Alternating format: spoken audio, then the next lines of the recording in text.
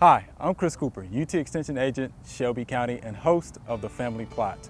Over the past few years, we've talked a lot about some tips and tricks in the garden. Here are a few of those. I was asked to demonstrate my little seeder for planting fine, small seeds. The spice jars that no longer are usable makes a great way of putting in real fine seeds. It's already got a bunch of perforations in it. You really only need about 2 holes. So all you do is take a little piece of tape and cover all but 2 holes, or 1 hole if the seeds are very fine, and that's it. All you have to do now is just pop the lid.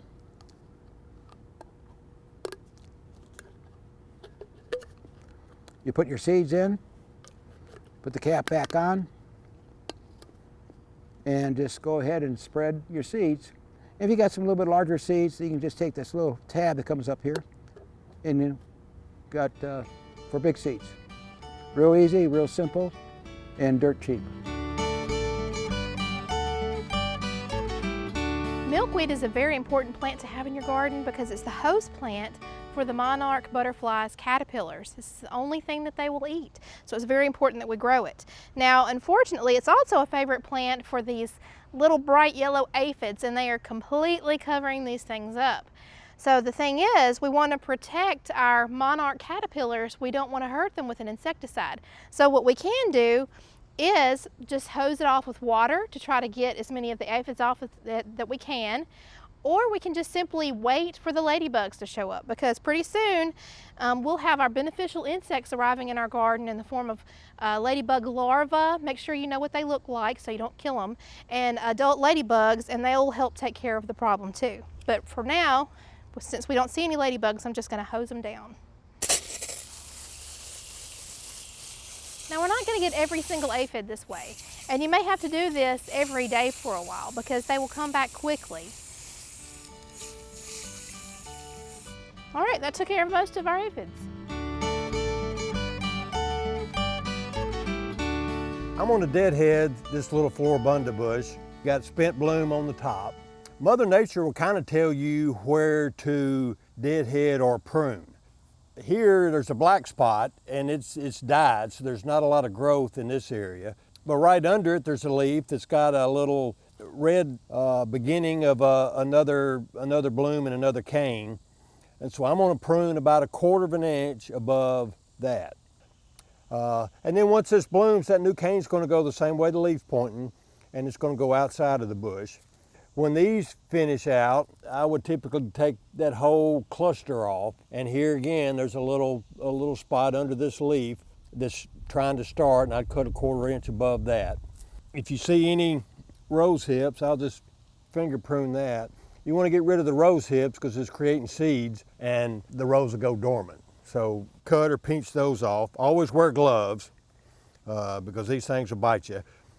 Over here, if you want to take this little stuff off, you can, or it'll fall off. And it just kind of dresses your bush up and help promote new growth. Okay, I'm going to show you how to properly plant a hosta and hopefully protect it from voles at the same time. The first thing, when you get a hosta, you want to dig your hole about twice as wide as the container. Then loosen this. You don't have to go deep, about 3 inches or so, and incorporate some good organic matter. Hostas are not deep-rooted plants. Then right in the center of your prepared area, you want to dig out just like a cone shape like this, okay? Then we're going to take a product. This one, there's Soil Perfector, there's Molgo, there's a whole bunch of products out there, and just dump it right in the hole like that and pack it up against the sides like this. We're going to get a little bit more there, get in there. And what this does, gives you a protective barrier, because when the voles are in there, they don't have any place to push that. So we're going to make this cone like so.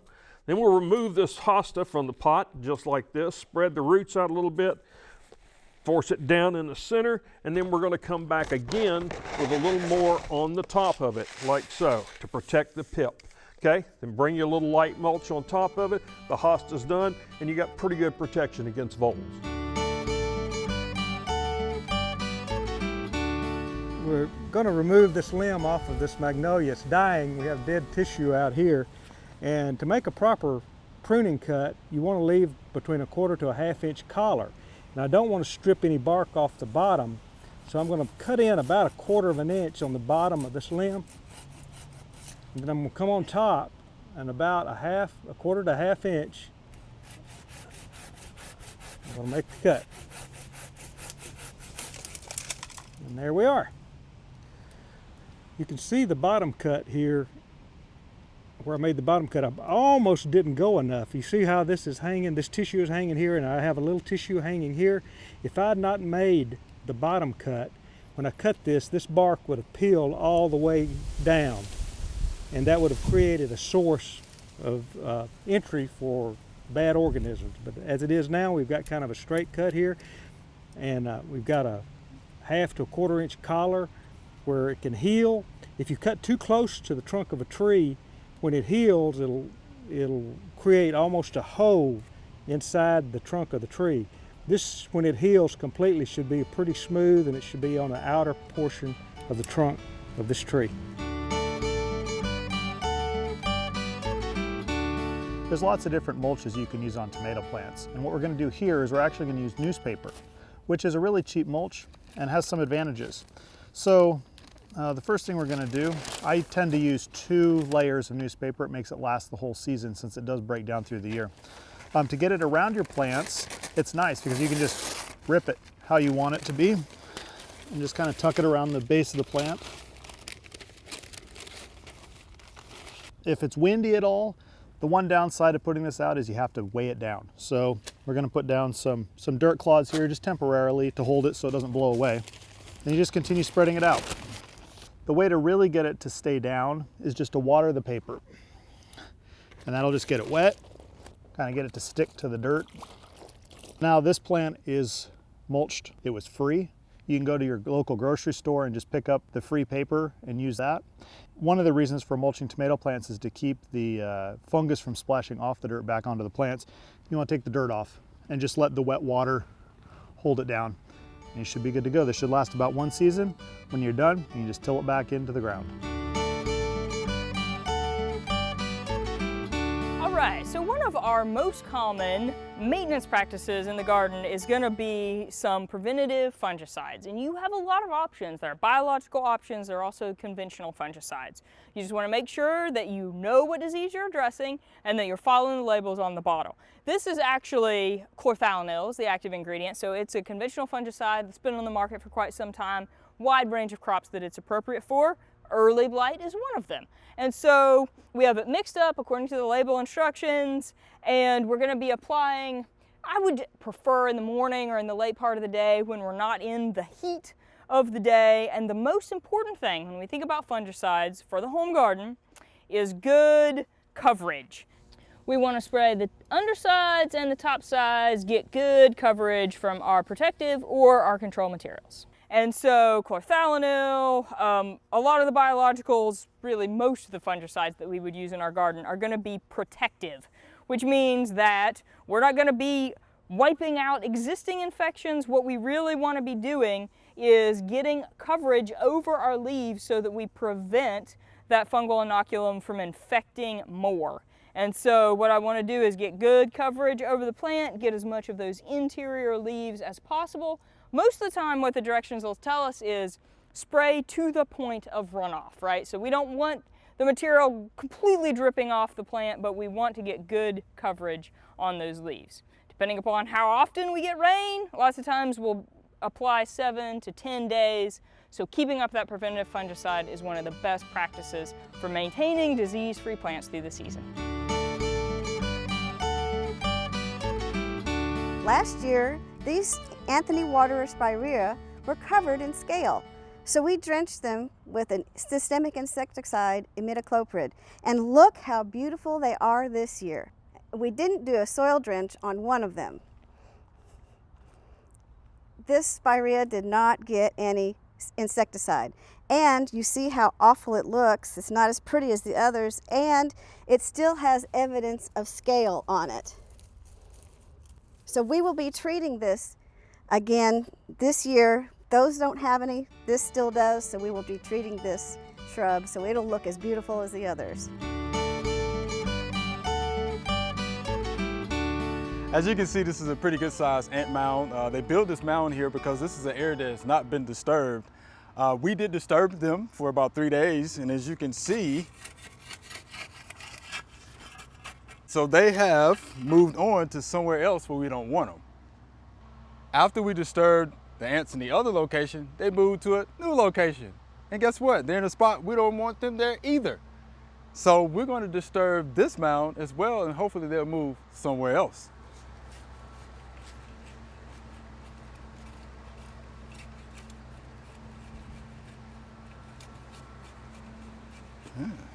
As you're getting them to move, and if you're using a shovel or a rake, whatever the case may be, make sure that the ants are not running up the pole, because that will hurt if they sting you. This is a good way to get those ants to move without having to use a chemical.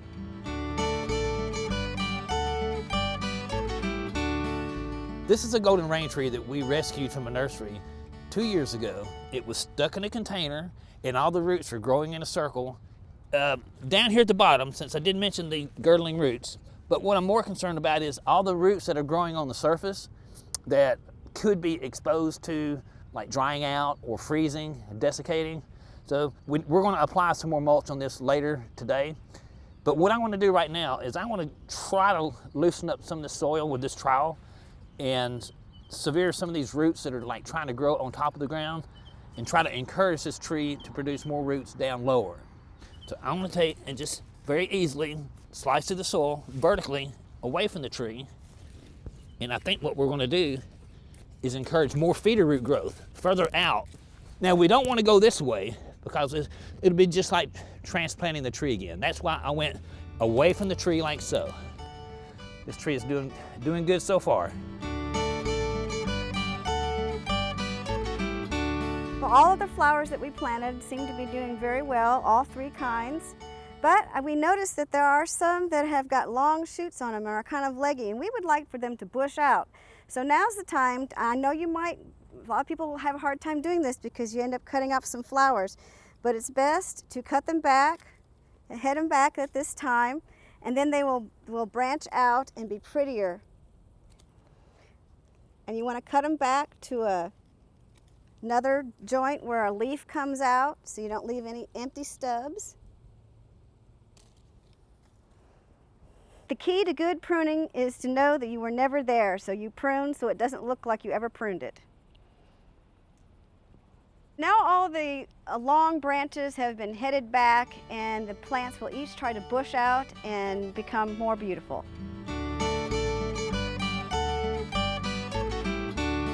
Whenever you grow zucchini, pumpkins, any kind of squash, you're going to get squash bugs, and they can be a serious problem.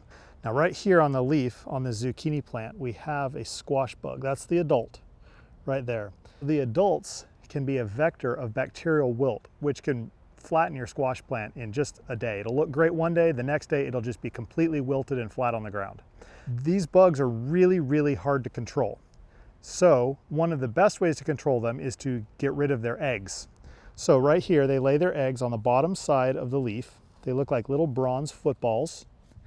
And the easiest way to get rid of them that I found, I just take some duct tape and form it into a loop, and you can just stick them to the eggs and it just lifts them right off the leaf. Also, when the eggs hatch into small nymphs, the nymphs stick to the tape really well too. So with a little bit of duct tape, you can have completely organic control of the squash bug. I'm here thinking about some of the joys and challenges of growing in raised beds.